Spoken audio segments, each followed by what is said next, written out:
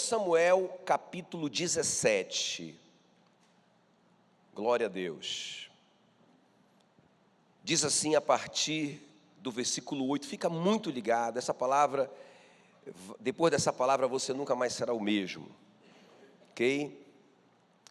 1 Samuel 17, 8 diz assim: parou, chamou as tropas de Israel, está falando do Golias desafiando Israel, e disse-lhes: para que saís formando-os em linha de batalha? Não sou eu filisteu? E vós, servos de Saul, escolhei dentre vós um homem que desça contra mim. Se ele puder pelejar comigo e me ferir, seremos vossos escravos. Porém, se eu vencer esse homem e o ferir, então vocês serão os nossos escravos. Deixa a sua Bíblia aberta aqui. Espírito Santo querido, muito obrigado por essa noite de domingo, muito obrigado pela tua palavra. Tua palavra é a lâmpada para os nossos pés, luz para o nosso caminho. Ó Deus, e nós clamamos que a tua palavra brilhe de uma forma tão poderosa nessa noite, no nosso coração, que nós sejamos totalmente guiados por ela, que ela nos dê a luz, a sabedoria, a direção para nós continuarmos seguindo em vitória. Em nome de Jesus, Senhor, e também nós te pedimos que o Senhor cumpra em nós a tua promessa, porque o Senhor diz que o Senhor nos tirou do império das trevas, nos transportou para o reino do teu Filho amado. Então nós cremos que nós estamos no reino da luz e, segundo a tua palavra, o príncipe das trevas não tem acesso ao reino da luz. Então nós tomamos posse dessa palavra, que Satanás não pode nos distrair e roubar essa palavra. Em nome de Jesus, amém. Glória a Deus. Muito bem. Então presta bem atenção, queridos. Olha só essa situação para a gente entender. Olha só essa situação. Então, a Bíblia diz que o Golias está ali. Ele é um homem muito forte, não é? 3 metros de altura, uma armadura muito poderosa. Só a ponta da lança do cara tem 7 quilos. Pensa no monstro que é o Golias. Fora tudo isso, a Bíblia diz que ele tem um escudeiro na frente dele. Bom, cara, é impossível vencer esse cara, não é? Agora, é interessante que ele faz uma proposta, o Golias. Olha só o que eu quero que vocês observem. Ele diz assim: pessoal, eu quero fazer uma proposta para vocês. Não precisa brigar todo mundo, não. Não precisa a gente desperdiçar vidas. Se vocês me derem um só homem, e esse homem me vencer, nós todos, os filisteus, seremos escravos de Israel. Olha só. Mas, se eu vencer esse homem, então Israel será escravo, não é? Todo o país escravo dos filisteus. Então veja bem a situação, irmãos. Porque se esse homem é invencível, e não tem ninguém que pelo menos aceite o desafio, a Bíblia diz que o próprio rei Saul está lá se tremendo, apavorado, ele que podia ser o cara que podia lutar, o general do rei Saul, Abiné, está lá apavorado também, não tem ninguém nem para ir, não é? Se aparecer alguém, algum maluco para ir, ainda vai perder essa batalha, e se esse cara perder, então veja bem, Israel vai virar escravo, não é? Agora, olha só que coisa interessante, nós sabemos o final dessa história, porque o Davi se apresenta ali, não é? E ele vence aquele gigante, nós sabemos disso. Agora veja bem o que acontece, 2 coisas aqui. Em primeiro lugar, o Davi muda o destino daquela nação. Qual que era o destino deles? Qual que era o destino deles? Isso, eles se tornariam escravos. Irmão, fatalmente, o cara era muito bom, muito poderoso. Até o próprio rei Saul disse assim para o Davi: você não vai dar conta, porque esse cara, além de grande, além de poderoso, fortemente armado, ele é muito experiente, e você não é, você vai perder. Então, o cara é invencível, irmãos, e o Davi muda o destino dessa nação, porque a Bíblia diz, olha só o que acontece, quando Davi vence o Saul, o Golias, a Bíblia diz, olha só o que acontece aqui, versículo 52 desse capítulo 17, os homens de Israel e Judá se levantaram, eles estavam todos desistidos, eles estavam todos sentados, desanimados, então eles se levantaram quando eles viram a vitória e jubilaram, ficaram alegres, porque eles estavam tristes, e perseguiram os filisteus até Gate. Então já mudou a história da nação, o ânimo da nação já mudou. Os caras estavam desistidos e agora eles se levantam. Eles estavam tristes, agora eles se alegram. E que mais que acontece? O versículo 53 diz que eles voltaram, os filhos de Israel, de perseguir os filisteus, e lhe despojaram os acampamentos. Então mudou a vida financeira deles também, não é? Porque os filisteus estavam ali cercando Israel e agora, quando eles voltam de perseguir os filisteus, eles despojam o acampamento dos filisteus. Quem está me entendendo? Então olha só, irmãos, o que o Davi fez. Presta atenção, fica ligado, não perca. O que o Davi fez? Um cara sem armadura, sem nada, lutou contra aquele Golias, contra aquele homem invencível, venceu e mudou o destino da nação, ok? Mas não somente isso, ele mudou o destino dele mesmo. Quem que era o Davi? Ele era um vaqueiro, não é? Um vaqueiro, um garoto pobre do interior. Ele era um vaqueiro. Quando ele voltou com a cabeça do Golias, o próprio Abner, versículo 57, voltando Davi de haver ferido o filisteu, Abner, o general do rei Saul, o tomou e o levou à presença de Saul. Já mudou a vida do cara. Ele é colocado na presença do rei, o vaqueiro. Agora, o que acontece mais? A Bíblia diz que naquele dia, 18:2, 1 Samuel 18:2, naquele dia, o tomou e não lhe permitiu que voltasse para a casa de seu pai. O rei Saul disse para ele: meu amigo, meu filho, você salvou essa nação e a partir de agora você é o ministro da defesa de Israel. Aleluia. O cara saiu de vaqueiro para chefe do exército, para ser um escudeiro do próprio rei, como é que se diz, um agente particular do rei, não é? Irmãos, veja bem, o cara mudou o destino de uma nação e mudou o destino dele mesmo. Agora, é isso que eu quero falar com vocês hoje à noite. Por quê? O que aconteceu? Alguns dizem assim: foi muita sorte, porque o cara estava no lugar certo, na hora certa. Ele dobrou a esquina e encontrou aquele gigante. Então foi muita sorte. Negativo, vou te mostrar que não foi sorte. Não é sorte que faz toda a diferença. Não é. Porque o Davi, eu já vi muita gente falar isso, o Davi era muito amado. Inclusive o nome Davi significa amado, não é? Ele era o mais amado de todos. Então Deus amava o cara. O que ele fizesse daria certo. Irmãos, Deus não pode amar mais o Davi do que a Val. Porque a Bíblia diz que ele não faz acepção de pessoas.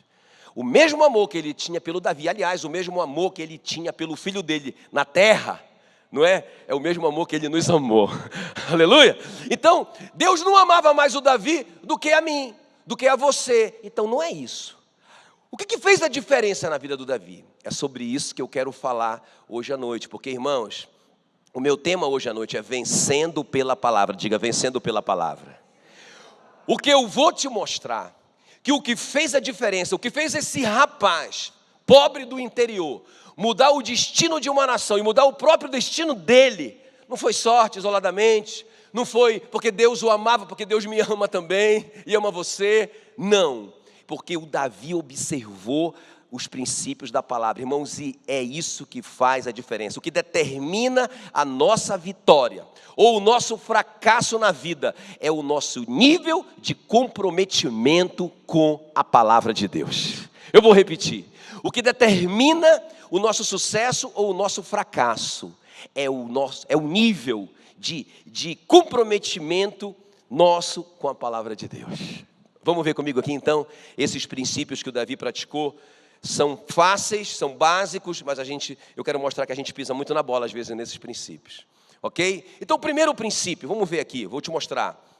Primeiro princípio que ele praticou, vencendo pela palavra. Irmãos, eu tenho visto muitas pessoas, escuta o que eu vou te falar aqui.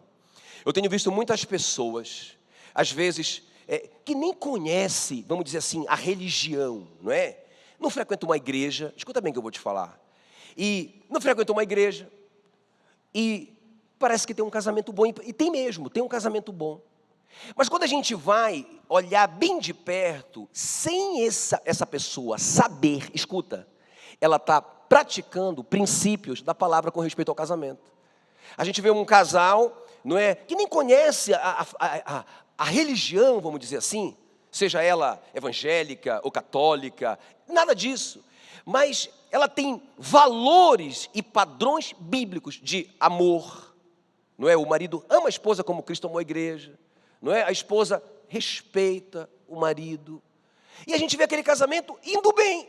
E por outro lado, às vezes dentro da igreja, com pessoas que conhecem princípios, não praticam, e esses casamentos vão mal. Da mesma forma na vida financeira, não é? Às vezes a gente vê pessoas que economizam, que vivem abaixo do padrão, não é? Que guardam dinheiro, que não se metem em dívida, que são íntegras. Irmão, pessoas íntegras e não tem nenhum envolvimento com a religião. E essas pessoas, onde coloca a mão, parece que prospera. E às vezes, dentro da igreja, esses princípios da palavra a respeito de dinheiro são quebrados e a gente vê às vezes o crente, não é? O católico, essas pessoas, tudo enrolada financeiramente. Então, não é a sorte e não é, porque Deus ama mais esse do que aquele. Não, a questão é não só saber a verdade, a questão é praticar a verdade, não é? Praticar os princípios da palavra. Deixa eu te mostrar rapidamente aqui princípios que o Davi praticou. Primeiro princípio, o princípio da submissão. Olha só o que acontece aqui no versículo 17, que vem acompanhar comigo aqui no telão. Disse Jessé, quem era o Jessé? O pai do Davi. Ele disse a Davi, seu filho: leva, peço-te, para teus irmãos, uma medida deste trigo tostado e estes 10 pães, e corre, vai rápido a levá-lo ao acampamento, a teus irmãos. Porém, estes 10 queijos, leva-os ao comandante de 1000, e visitarás teus irmãos, a ver se vão bem, e trarás uma prova de como passam. Então, irmão, a primeira coisa, por que o Davi estava lá? Por que o Davi chegou ali e encontrou deu de cara com o gigante? Por que apareceu aquela oportunidade na vida dele? Porque ele estava cumprindo uma ordem, não é? Ele estava cumprindo uma ordem do pai dele. Eu acho tão tremendo. E outra coisa, irmão, olha só como é importante isso. É tão importante, e às vezes a gente abandona isso, esse princípio da submissão. A gente quer viver uma vida totalmente independente. Então olha só, o pai do Davi manda ele fazer isso, e sabe quando que ele fez? Sabe quando que ele fez? Imediatamente, na madrugada, irmão, mal amanheceu o dia, ele já pulou na mulinha dele, e pocotó, pocotó, pocotó. Lá vai o Davi cumprir a missão. A Bíblia diz aqui, olha, que Davi, no dia seguinte, se levantou de madrugada, deixou as ovelhas com o guarda, carregou-se e partiu, como Jessé lhe ordenara. Olha só, irmãos, tão importante, não é? Então, como é que ele foi? Como que ele foi? Como Jessé lhe ordenara. E sabe o que? Eu chamo isso de obediência cia, não é? Foi uma obediência cia. O que é isso? É uma obediência completa. Sabe, não é aquela obediência do Saul, né? Mata todos os animais e tudo mais. Matou todo mundo? Não, eu guardei só os gordinhos para fazer uma oferta. Não foi uma oferta completa. Completa, imediata, ok? Imediata.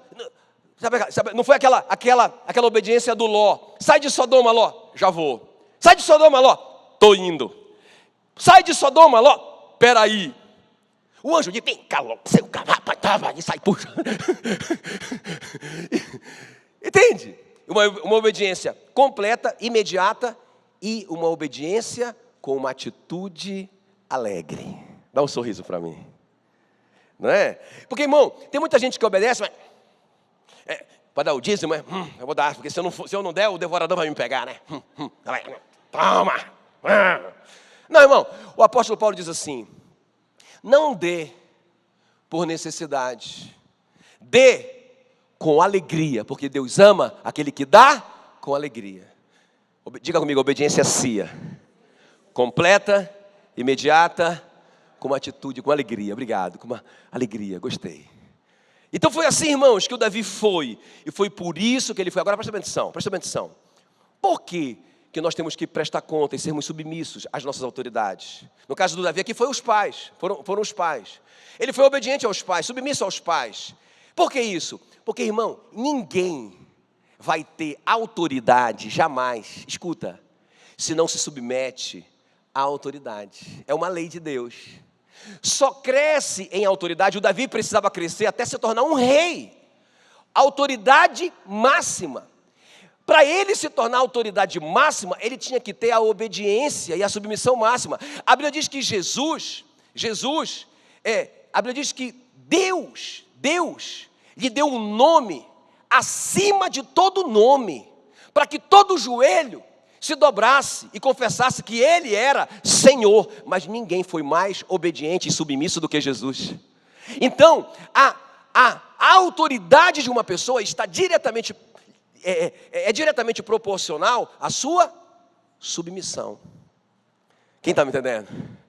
Então foi por isso, meu irmão, que o Davi deu certo na vida, porque o Davi, ele era um homem submisso. Interessante que o Saul, ele era o rei, ele foi ungido assim, olha, ele nunca passou por nenhum processo, a gente sabe, não é? Deus escolheu ele, o Samuel foi lá e ungiu o Saul, ele se tornou rei da noite para o dia, mas é interessante, o Saul se tornou rei, e ele foi declinando, perdendo a autoridade dele, cada dia que passava. Por quê? Porque ele não se submetia a ninguém. O Samuel dava um comando, ele fazia tudo diferente.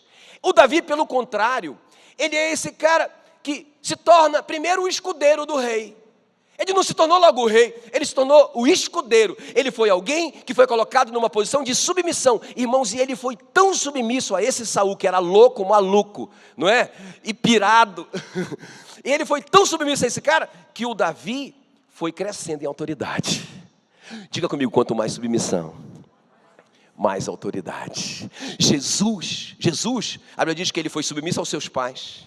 Ele foi submisso ao governo. Dê a César o que é de César. Não é? Ele foi submisso radicalmente àquelas autoridades corruptas, aqueles religiosos corruptos. Ele foi submisso a esses caras, não é? Ele respeitava esses caras, ele se colocava debaixo da autoridade deles, e ele foi submisso à religião, vamos dizer assim, porque quando ele foi ser batizado, o João Batista disse, não, eu que tenho que ser batizado por você. Jesus disse, não, você tem que me batizar para que se cumpra toda a justiça. E aí Jesus, o Deus em carne e osso, se baixa, se prostra para que o João o batize. Quem está me entendendo?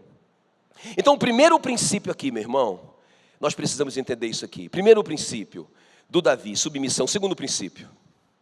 É por isso, irmãos, aqui ainda sobre submissão, que a Bíblia diz para os filhos, obedeçam a vossos pais no Senhor, pois isso é justo. Não é justo que um filho obedeça o pai, é ou não é? Meu irmão, o pai que paga o preço, o pai que trabalha desde o comecinho, a mãe que gerou ele e amamentou, não é justo que esse filho agora obedeça a esses pais? Obedeça a vossos pais no Senhor, pois isso é justo. Honra teu pai e tua mãe. Para quê? Para que te vá bem e sejas de longa vida sobre a terra. Aleluia. Por que o Davi era um sucesso? Em primeiro lugar, porque ele era um homem submisso. Aleluia, glória a Deus. Muito bem, em segundo lugar, como eu disse, não foi sorte, irmãos. Não foi sorte. Não foi porque Deus amava o Davi mais do que os outros. Foi porque o Davi praticava princípios. O primeiro, submissão. O segundo, o Davi era um homem de foco. Diga foco. Quer ver? Acompanha comigo aí o versículo 28. Ouvindo-o, Eliabe, o seu irmão. Presta atenção. O que é que o Eliabe está ouvindo? O Davi chega lá, diante do Golias e todo mundo apavorado. Aí o Davi começa a perguntar, o que é que o homem que vencer esse gigante vai receber, vai ganhar? Olha lá. Aí eles começaram a dizer, ele vai ser isento de imposto, ele vai casar com a filha do rei e ele vai ganhar uma rica recompensa. Olha só. Aí ele perguntou isso para um e começou a perguntar para o outro e para o outro. Quando o Eliabe ouviu isso, aí o Eliabe, olha o que o Eliabe vai fazer. O Eliabe acendeu-se a ira dele contra Davi e disse, por que desceste aqui? Olha só, olha o que ele vai dizer, gente. A quem deixaste aquelas poucas ovelhas no deserto? Eu conheço a tua presunção. Chamou ele de irresponsável, de presunçoso. Eu conheço a tua maldade. Chamou ele de malvado. Descer-te apenas para ver a guerra. Olha só, irmão, falou um monte de bobagem para o Davi. Olha o que o Davi vai responder. O que foi que eu fiz? Fiz somente uma pergunta. desviou-se dele para outro e falou a mesma coisa, e o povo tornou a responder como antes. Ou seja, o cara que ganhar a parada vai receber uma rica recompensa, vai casar com a filha do rei, vai ser isento de imposto. Agora presta atenção, o que isso tem a ver com foco? Irmãos, o Davi tem um foco. Qual é o foco do Davi? Algum tempo atrás, o profeta Samuel chegou na casa dele, não é? E falou pro Jessé: Jessé, eu vi ungir um dos teus filhos como rei de Israel. O Davi não foi nem convidado, vocês sabem. E o Jessé começou a pensar que era aquele ou aquele outro. Passaram todos, não era nenhum. E Deus falou no coração dele: não é nenhum desses aí. Não é nenhum desses. Ele perguntou para o Jessé: tem mais algum? Tem, o cara que está cuidando do rebanho. E aí o Jessé falou assim, o Samuel falou assim: ninguém senta na mesa enquanto ele não entrar, enquanto ele não chegar. Quando o Davi chegou, irmãos, o Samuel derramou o azeite nele. Então presta atenção. Qual que é o foco do Davi? Qual que é o alvo do Davi? Ele sabe que ele vai ser o rei. Ele sabe que ele vai ser o rei. Eu até acredito, eu vou perguntar isso para o Davi no céu. Mas eu acho que ele pensou assim: bom, se Deus me prometeu que eu vou ser o rei, eu fui ungido pelo Samuel para ser o rei, eu sou imortal. Eu não sou o rei ainda, e Deus não é mentiroso. Eu encaro esse cabeção aí. Pode vir. Claro, eu tenho as minhas experiências aqui, já matei um leão, já matei um urso, e eu vou encarar esse cara, porque eu sei o que é que eu vou ser na vida. Quem está me entendendo? Irmão, foco. O Davi tinha um foco, e quando Eliabe distrai ele, e começa a falar um monte de coisa, chama ele de malvado, de presunçoso, e fala um monte de coisa para ele, de irresponsável. Com quem que você deixou as ovelhas do papai? Seu irresponsável. Irmão, ele não responde a isso. Ele se desvia e volta para o foco dele. Qual que é o foco dele? A coroa. O que ele está pensando? Rapaz, se eu matar esse cara, e eu vou matar porque eu não vou morrer, porque Deus falou que eu vou ser o rei. Se eu matar esse cara, eu vou casar com a princesa, eu estou perto do trono. O meu alvo é o gigante, o meu foco é o reino, eu não vou me desviar. Irmão, esse é um grande segredo. Deixa eu te falar uma coisa. As pessoas saem muito do seu foco por muito pouco. Uma ofensa já tirou a pessoa do foco. Alguém falou mal dela, ela já fica arrasada e já desiste. Irmão, quantas pessoas eu já vi nesses 21 anos como pastor, tantas pessoas de potencial, desistir no meio do caminho, porque foram ofendidas, não é? Ou então, deixa eu te falar uma coisa, igual a Ana Lídia falou para mim: pai, já viu que Jesus, ele teve muitas oportunidades de se tornar o rei de Israel, não é verdade? O pessoal tentou fazer ele rei, mas por que ele nunca aceitou? Porque ele tinha um foco, ele tinha uma missão, uma visão. Ele sabia que se ele aceitasse aquilo, ele teria um sucesso momentâneo, mas ele jamais chegaria onde Deus queria que ele chegasse. Quando ele estava na cruz, alguns disseram para ele: se você é mesmo quem você disse que é, desça daí. Se você é filho de Deus mesmo, desça daí. E ele mesmo disse: se eu quiser, eu posso chamar uma legião de anjos para me tirar daqui. Ele podia jogar aquele prego fora, jogar o outro, pular de lá, e já descer de lá, irmãos, curado, totalmente curado, não é? E se tornar o rei de Israel.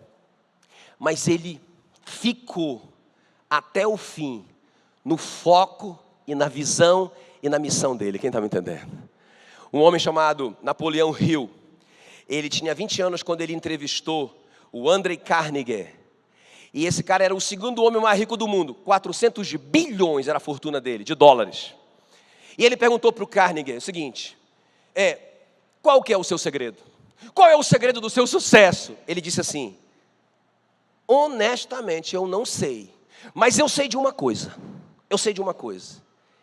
Que se eu tivesse tempo, eu estudaria os homens de maior sucesso da história da humanidade. E eu tenho certeza que eu descobriria princípios incomuns que eles praticaram. Eu sei disso, eu só não tenho esse tempo. E o Napoleão Hill, falou assim: eu tenho esse tempo, e eu vou fazer isso. E por 20 anos, ele estudou os 500 homens mais bem-sucedidos do mundo. Sabe qual? Claro, são várias características, mas uma delas, todos eles perseguiram um objetivo na vida. Eles sabiam o que eles estavam fazendo aqui, qual era a missão deles. E eles não desviaram desse foco, nem para a direita e nem para a esquerda. Quem está me entendendo? Qual é o seu foco? Qual é a sua... Sabe aquela pessoa que um dia está aqui. Esse é meu...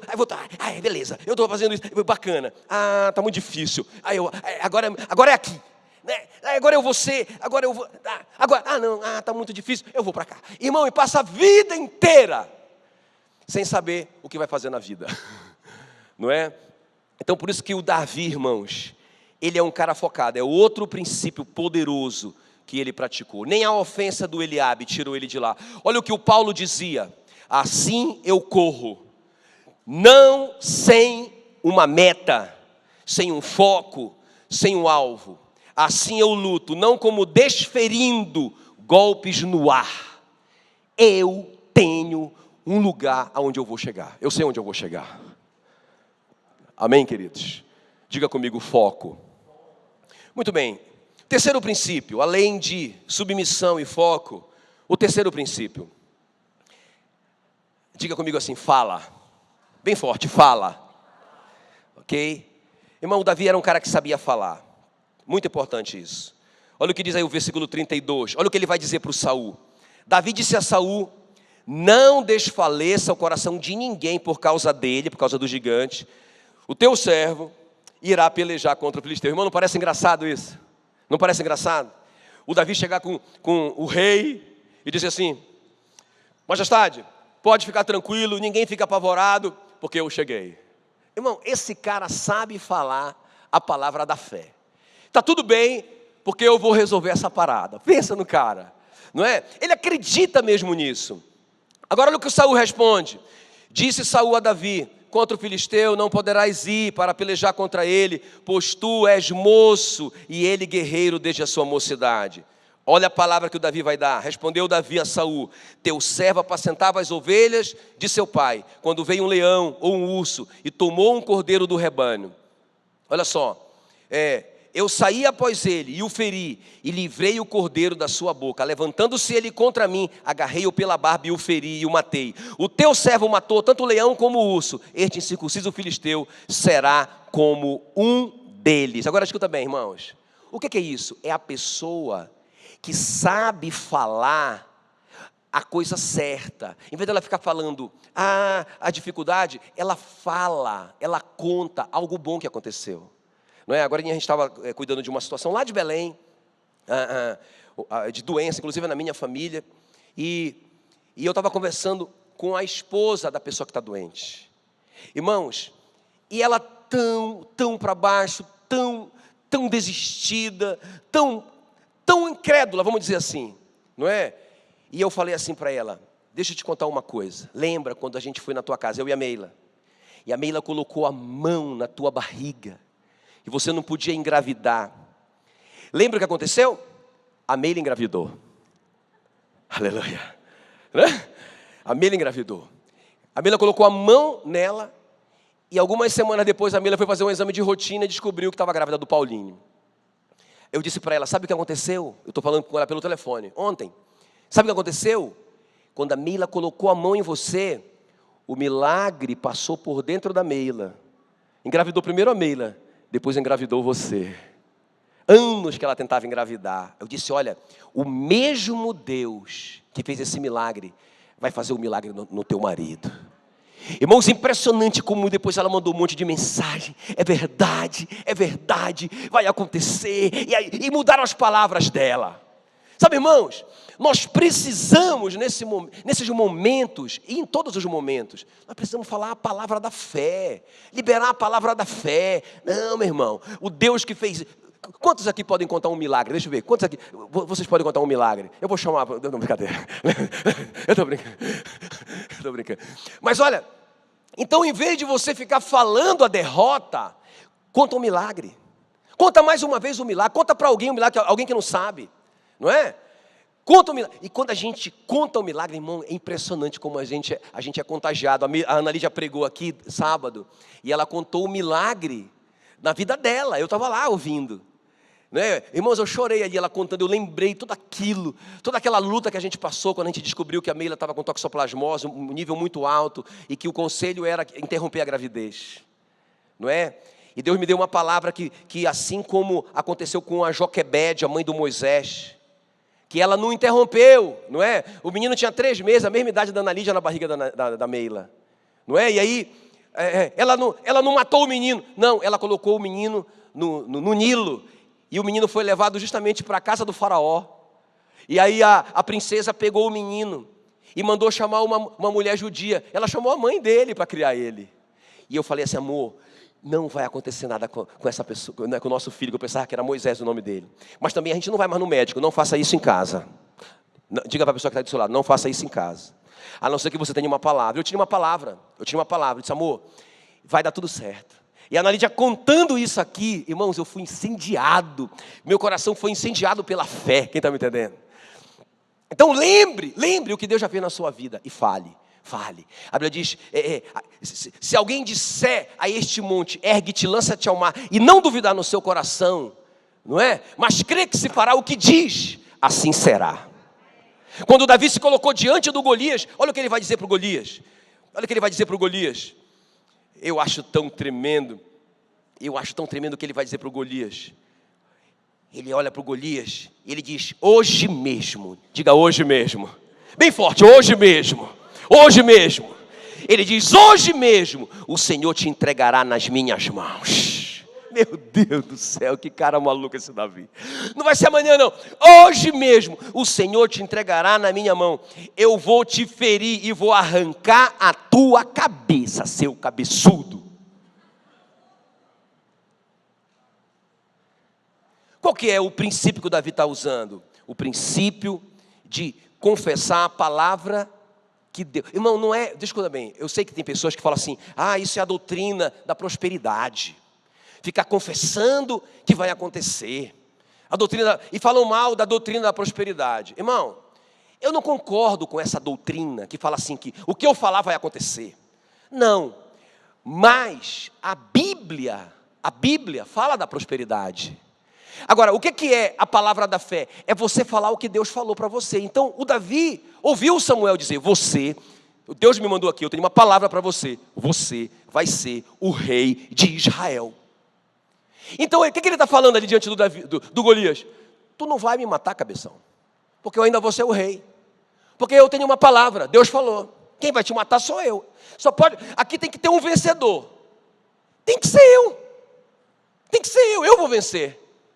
Então o que ele está falando? Ele está falando uma palavra que Deus deu para ele, né? Aí eu digo assim, eu prefiro a doutrina da prosperidade do que a doutrina da miséria. É verdade? Sabe aquela... não, doutrina da prosperidade. Tá bom, então leva a da miséria. Eu fico com a da prosperidade. Porque, irmão, não tem nenhum desses que defendem, que falam contra a doutrina da prosperidade, que querem ser miseráveis. Aí eu pergunto, você quer ser próspero ou miserável? Não, eu quero ser próspero. Então, irmão, você tem que acreditar na doutrina da prosperidade. E a Bíblia fala assim da prosperidade. A Bíblia diz que Deus se alegra com a prosperidade dos seus filhos. Aleluia. Dá uma salva de palmas para Jesus. Muito bem, queridos. Então, o Davi confessa a palavra que ele recebeu. A morte e a vida estão no poder da língua. O que bem a utiliza, come do seu fruto. Quem sabe usar a língua vai comer do seu fruto. Eu acho tremendo isso demais. Olha o que o Tiago ensina em Tiago 3:2. Todos tropeçamos em muitas coisas. Se alguém não tropeça no falar, é perfeito varão, capaz de refrear todo o corpo. Aí ele ensina assim, observem os navios, sendo tão grandes e batidos por fortes ventos, por um pequeníssimo leme, são dirigidos. Meu Deus do céu. Por um pequeníssimo leme, eles são dirigidos para onde queira o impulso do timoneiro. Então veja bem, o que ele está comparando? Ele está comparando que para onde o leme se move, o navio vai, apesar dele ser desse tamaninho, comparado ao tamanho do navio. Para onde a sua língua se move, você está indo. Se a sua língua está se movendo para derrota, para impossibilidade, não é só para essas coisas ruins, é para esse lugar que o seu navio, você, está indo. Se a sua língua está se movendo para a vitória, não é? Para a conquista, para dar certo, para a fé, é para esse lugar que você está indo. Em nome de Jesus. Muito forte isso. Muito bem. E o quarto princípio, na vida do Davi, ok? O princípio da habilidade. Olha só o que diz aí o versículo 40. Tomou o seu cajado na mão e escolheu para si 5 pedras, lisas do ribeiro, e as pôs no alforje de pastor, que trazia, a saber, o surrão, e lançando mão da sua funda, foi-se chegando ao filisteu. Agora presta atenção, irmãos. Por que o Davi foi escolhido para derrubar aquele gigante? Escuta. Por que o Davi foi escolhido? Por várias coisas, como eu falei. Ele era um cara submisso, não é? Ele era esse cara aqui, que sabia falar a palavra da fé. Mas uma coisa interessante, o Davi tinha uma habilidade. Por que Deus escolheu ele? Porque ele estava pronto. Diga assim, Deus vai escolher quem estiver pronto. Esses dias o pastor Sabá estava contando que lá no prédio dele, os caras jogam tênis, né? A moçada joga tênis, e pai, todo mundo joga tênis. E chegou lá um cara que ele era um olheiro de uma universidade americana. Ele sentou ali, ele ficou assistindo a moçada jogar tênis, ele olhou, viu vários meninos jogando tênis e tal, e ele se aproximou de vários dos meninos, mas ele escolheu 2, que ganharam uma bolsa integral para estudar numa universidade americana, com tudo pago, com todas as despesas pagas, não é? Viagem, não sei o que e tal, um presente. Aí o pastor Sabá conheceu alguns e começou a conversar com eles, e eles disseram, cara, isso é muita sorte. É muita sorte de um cara dele. Rapaz, é Deus na parada. Deus escolheu, foi com a cara dos caras, se engraçou com os caras e deu um presente desse para os caras. Aí o Sabá perguntou assim, para aquela turminha que estava falando assim, né? Vou perguntar uma coisa para vocês. Vocês falam inglês? Aí todos eles disseram, não. Eles falam? Falam. Como é que vocês queriam estudar numa universidade americana sem falar o idioma? Como é que vocês iam entender as aulas? Foi Deus mesmo, o Sabá disse. Foi Deus mesmo que escolheu eles, porque eles estavam prontos. Porque o Davi foi o escolhido, porque, irmãos, 1, 2, 3. Daqui a pouco ele começa a treinar em movimento. Lá vai um gatinho, né? Pum, na cabeça, acertei, bum, beleza. Errou 100. Mas depois ele, quando chegou na vida real, lá vem um leão pegar a ovelha dele e pegou. Aí ele saiu correndo, pum, na cabeça do leão. Já pulou em cima do leão, já rasgou o leão, aleluia. O cara está treinado, quem está me entendendo? Irmão, isso é uma coisa interessante. Nós precisamos aprender a agregar valor em nós mesmos. Não é? Esses dias eu estava vendo uma coisa interessante, porque a lata, eu estava até procurando o valor da lata, né, o latão, que faz essa latinha de cerveja aí, não é? Não achei, se alguém achar me fala, o quilo, mas é muito baratinho. Esses caras pegam um monte de latinha, irmão, e ganham um dinheirinho desse tamaninho, não é? Mas o cara pega essa lata, derrete, e agrega um valor na lata, não é? Por exemplo, ele faz a porta de um carro. A mesma lata que vale, sei lá, muito baratinho, o quilo, não é? Agora, essa lata, que ele fez uma porta de um carro, vale muito mais se ele faz a porta de uma Ferrari. Moço, ele agregou muito mais valor nessa. Agora veja bem, se o cara pode agregar valor na lata, quanto mais nele mesmo. Não é verdade? Se ele pode agregar valor na lata, ele pode estudar mais aquilo que ele sabe fazer. Ele pode se preparar melhor. O Davi, o que é que o Davi fazia? Coloca aí a armadura. Por que ele pensou? Eu não vou ter movimento.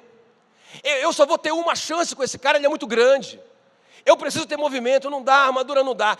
O que eu tenho, eu sei fazer bem. Ele tira uma funda. Por que ele pegou 5 pedras? Porque o Davi sabia que se ele errasse uma vez, ele ainda correndo em volta do gigante, ele conseguiria mais 4 tiros. Ele já tinha treinado isso. Quem está me entendendo? Ele sabia, por isso, ele não ia pegar 5 se ele não pudesse usar 5. Então ele sabia que ele podia, ele sabia da capacidade dele, ele estava bem treinado. Quem está me entendendo? Agora, irmãos, o problema é que por que não acontece com a gente? Porque a gente joga muito tempo fora.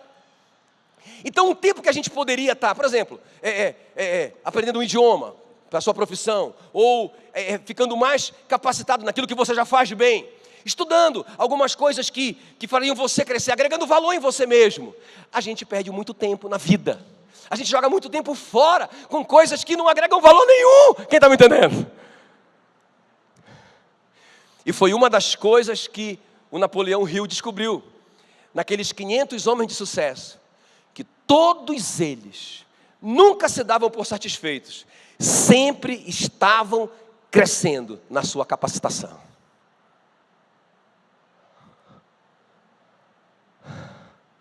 E último lugar, para a gente orar. Aleluia. Então não foi um golpe de sorte, irmãos. Não foi um golpe de sorte. O Davi estava preparado. Ele era bom naquilo que ele sabia fazer. A gente precisa se aperfeiçoar mais e mais. Agora vamos lá, vamos terminar. O último princípio. O princípio da iniciativa. Isso aqui é muito importante. Diga iniciativa. Vamos só relembrar? O que é que ele praticou? Submissão. Foco. Fala. Habilidade. Iniciativa. Vamos entender aqui iniciativa para a gente terminar. Já vou te liberar.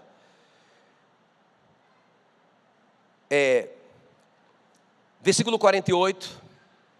O que é? Vamos entender essa iniciativa, gente, tão importante.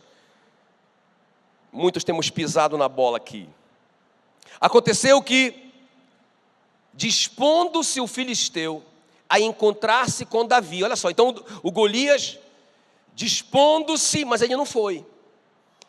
Este se apressou, ou seja, o Davi se apressou e deixando as suas fileiras, correu de encontro ao filisteu. Davi meteu a mão no alforje e tomou dali uma pedra e com a funda lhe atirou e feriu o filisteu na testa. A pedra encravou-se-lhe na testa e ele caiu com o rosto no chão. Agora preste bem atenção, irmãos. Preste atenção. Iniciativa. O Golias é aquele cara aqui, escudeiro na minha frente, lança, não sei o quê, ele está disposto. Sabe, gente que se prepara, mas não vai. Não é? Assim, mas o Davi, quando ele, irmãos, ele pensou, eu não vou esperar esse cara fazer, agora escuta o que eu vou te falar. Eu não vou esperar esse cara fazer para eu responder o que ele vai fazer. Escuta bem, eu vou fazer primeiro. Eu vou tomar a iniciativa. Então, o Davi já tinha o plano dele. Eu vou correr e vou atirar. Se eu errar, não é? Ah, irmãos, pensa numa história que eu quero ouvir do Davi. Não é que eu fico imaginando. Mas se eu errar, eu já passo para o lado de trás e já dou um tiro por trás na cabeça. Então ele já tem todo um plano. Ele tomou a iniciativa. Então veja bem, o que é que isso tem a ver com a gente? Irmãos, existem 2 tipos de pessoas, presta atenção. As pessoas reativas e as pessoas proativas.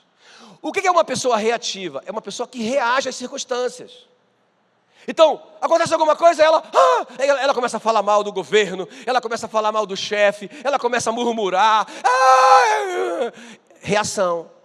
O que é uma pessoa proativa? É uma pessoa que se concentra em coisas que ela pode mudar. Então presta atenção, vamos lá, coloca na prática para você entender.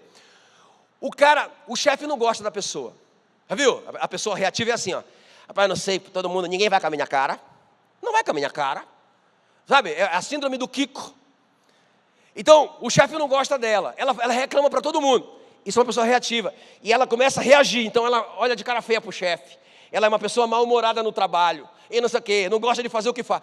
Reativa, reação. O que é uma pessoa proativa? Ela percebeu que o chefe não gosta dela. Ou que alguém não gosta dela. O que é que ela faz? Ela pensa, o que é que eu posso fazer para mudar isso? Cara, eu vou chegar mais cedo no meu trabalho. Cara, eu vou fazer o meu trabalho com muita excelência. Eu vou fazer mais do que estão me mandando. Porque a Bíblia diz que quem faz aquilo que é mandado, não é? É inútil, é um servo inútil. que o servo útil é aquele que faz mais do que foi mandado. Eu vou ser um servo útil para esse cara. E eu vou descobrir o que é que ele gosta de fazer. Eu vou descobrir as coisas que ele gosta de conversar. E vou conversar sobre esses assuntos. Eu vou conquistar esse cara. Eu vou ler como fazer amigos e influenciar pessoas. Eu vou ganhar esse cara, aleluia. Entende? Isso é uma pessoa proativa. Não é uma pessoa que está esperando, irmãos, esperando para reagir. Quem está me entendendo? Amém, queridos? Uma pessoa que vai e faz. Entende? Uma pessoa que... A gente tem ouvido muito falar sobre inteligência emocional. O que é inteligência emocional? Irmão, quando alguém te provoca, você sente aquela raiva. Quem já sentiu isso? Ah, tá bem. Aí, sente aquela raiva. Vontade de desganar. O que é isso? O que é isso? Quando aquela pessoa te provocou, então você sentiu uma emoção. O que é uma emoção? A raiva. O teu cérebro liberou umas substâncias, né, químicas que provocaram aquele... O coração está batendo forte. A garganta está bem aqui, ó. Isso é uma emoção. Agora, uma pessoa reativa, o que é que ela faz? Ela extravasa isso. A Bíblia diz que a ira do insensato no instante é conhecida por todos. Não é? Então ela extravasa isso, ela reage àquele insulto. Uma pessoa proativa, ela vai sentir a mesma coisa. Ela não é anjo, ela vai sentir a mesma coisa. Só que porque ela é inteligente emocionalmente, ela respira fundo, ela tem domínio próprio, ela morde a língua, não é? Ela morde a língua. Não é igual o marido que falou para o sábio: rapaz, eu não aguento, quando a minha mulher começa a falar, eu começo a falar um monte de besteira, ela se ofende, é uma briga terrível. O sábio disse: rapaz, essa garrafada aqui, ó, é poderosa. Quando ela começar a falar, bebe só um pouquinho da garrafada. Essa garrafada cura mesmo essa raiva. Ah, beleza, ele acreditou na garrafada. Então a mulher começou a falar, aí só que o sábio falou assim: toma um pouquinho e coloca na boca. Não engole. Só engole quando ela terminar de falar. Aí, irmão, foi um santo remédio para a ira dele. Quem está me entendendo? Amém, queridos? Então, uma pessoa inteligente emocionalmente, ela não reage, ela age. Cara, se eu falar isso, eu posso perder esse emprego. Cara, tem um monte de criança, irmãos, eu já vi gente jogar fora o emprego. Quantas pessoas... Eu lembro de um irmão que a gente orou por ele, campanha de oração. Rapaz, o cara morando num barraco, quase para cair em cima da cabeça dele. A igreja mobilizada, orando por ele. Rapaz, ele conseguiu um emprego, para ele ser um porteiro. O cara não tinha estudo nenhum. Aí rapaz, ele andava todo arrumadinho, de porteiro, bonitinho, o capzinho, ganhava um bom salário e tal, feliz. Um dia eu chego ali e tal, e ele está ali pela rua, ali. Eu falei: e rapaz, e aí? Tá de folga? Falou: não, eu não estou mais trabalhando. Não estou mais trabalhando. Mas como assim? O que aconteceu? A patroa chegou lá, viu um papel no chão e falou para mim assim: ô querido, esse papel aí, ele falou: sabe com quem que você está falando? Eu sou o filho do rei. Filho do rei não ajunta papel. Ela disse: então tá, filho do rei, você está demitido. Ah, meu irmão, pensa na vontade de dar um cascudo de emoção, domínio próprio, inteligência emocional. Não vou matar esse cara agora. Mas, irmão, tem muita gente, não é? Que falta juízo, inteligência emocional. Em vez de reagir, agir aquelas situações. Diga comigo: iniciativa. Diga assim: eu vou ser senhor das minhas emoções. Diga assim comigo: eu vou ser senhor do meu destino. Não vou ficar reagindo, não é? Eu vou agir de acordo com os princípios da palavra de Deus. Fique em pé no seu lugar, em nome de Jesus.